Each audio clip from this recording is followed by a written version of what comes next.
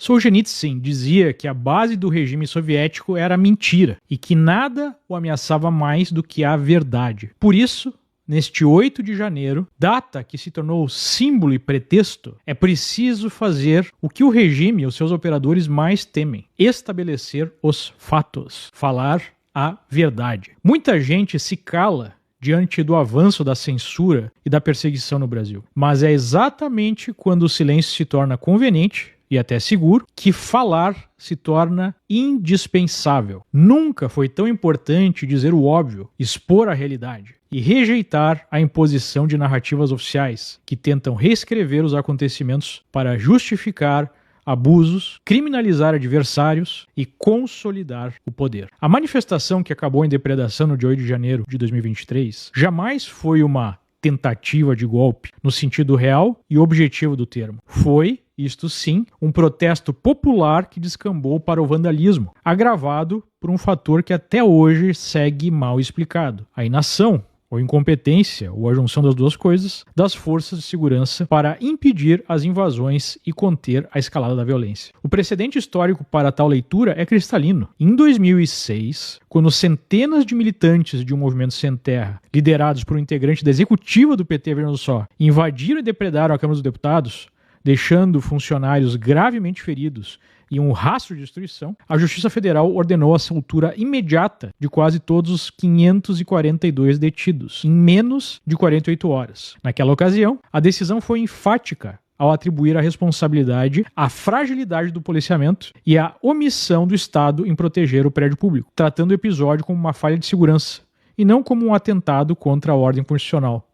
Um contraste gritante com o rigor seletivo e as prisões em massa que sustentam a narrativa atual. O que ocorreu em 2023 foi uma explosão de revolta popular diante daquilo que, para milhões de brasileiros, representou o verdadeiro golpe em curso nos anos anteriores: a descondenação de Lula, a reabilitação política do seu grupo e sua alçada de volta ao poder, na esteira do avanço de um regime de censura, perseguição política e criminalização sistemática do campo conservador. A narrativa oficial exige que aceitemos como plausível que um grupo formado em sua maioria por cidadãos comuns, muitos idosos, desarmados e sem qualquer estrutura militar, teria ido a Brasília para derrubar a República. É uma tese que obviamente desafia a lógica. Como um golpe de Estado poderia ser conduzido por esse perfil de manifestantes? Uma frase escrita com batom numa estátua é uma tentativa de golpe? É sério isso? A narrativa promovida pelo establishment é que os manifestantes invadiram os prédios públicos com o objetivo de forçar uma intervenção militar e que a partir disso, então, o exército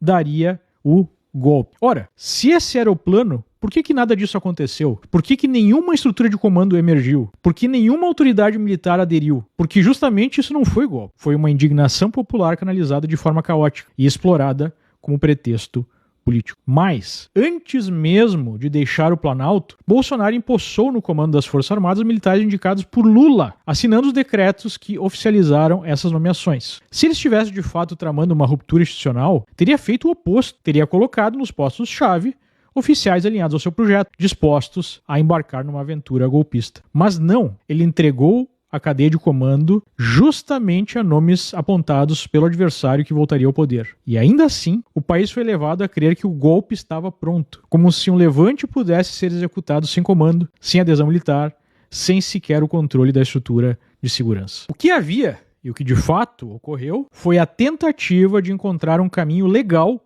e institucional para contestar um processo eleitoral que a direita percebeu como explicitamente enviesado, favorável a Lula, mediante censura recorrente contra conservadores e interferência no debate político, e uma postura de hostilidade do judiciário contra Bolsonaro e os seus apoiadores. Alguém consegue negar esse fato? Apenas em ditaduras é que eleições não podem ser contestadas. Muito antes das eleições, ainda em 2019, foi baixado pelo Supremo o chamado Inquérito das Fake News, um verdadeiro ato institucional que deu superpoderes aos ministros. Investigar críticos, censurar vozes dissonantes, anular investigações que os atingiam e impor medidas extremas, sob a desculpa da proteção das instituições e da democracia. A procuradora-geral à época foi direta, chamou o inquérito de tribunal de exceção, exigindo seu arquivamento, pedido que foi negado, contrariando jurisprudência estabelecida. O titular da ação penal é o Ministério Público. Se o Ministério Público requer o arquivamento da ação, resta ao juiz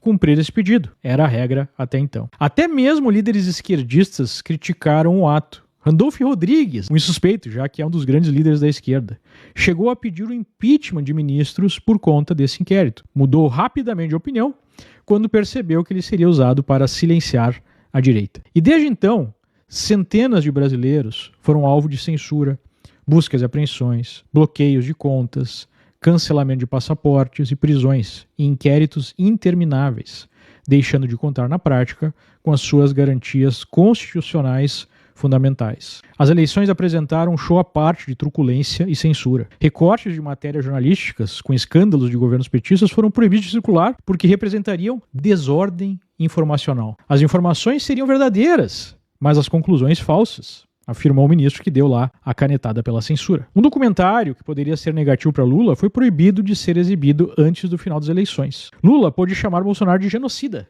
em nome da liberdade de expressão, enquanto Bolsonaro foi impedido de chamar Lula de ladrão. A regra era clara. Para um lado, tolerância total, liberdade total para falar.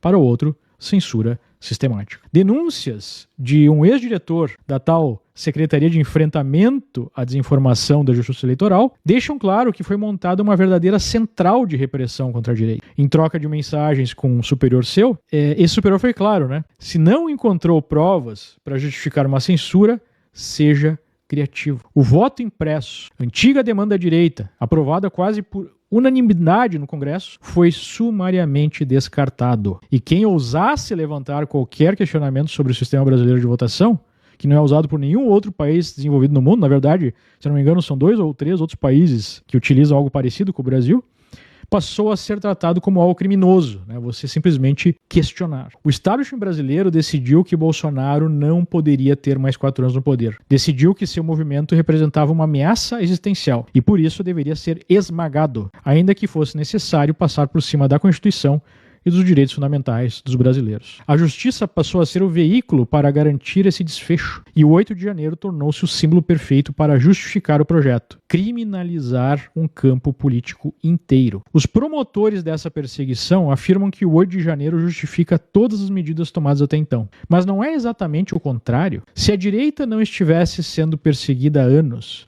e se o debate público não tivesse sido estrangulado, se o processo eleitoral não tivesse um viés claro, será que haveria esse tipo de indignação e o próprio protesto? Hoje fica cada vez mais claro que o Brasil está mergulhado em corrupção e deterioração institucional, escândalos sucessivos, denúncias bilionárias, a relação promíscua entre autoridades e as pessoas ou outras entidades que eles deveriam fiscalizar, a captura do Estado por interesses partidários e a expansão das facções criminosas por diferentes camadas da sociedade reforçam a sensação de que o país está à deriva, ou pior, o país está dominado. E quem resolve se opor a tudo isso corre sério risco de ser calado ou coisa pior.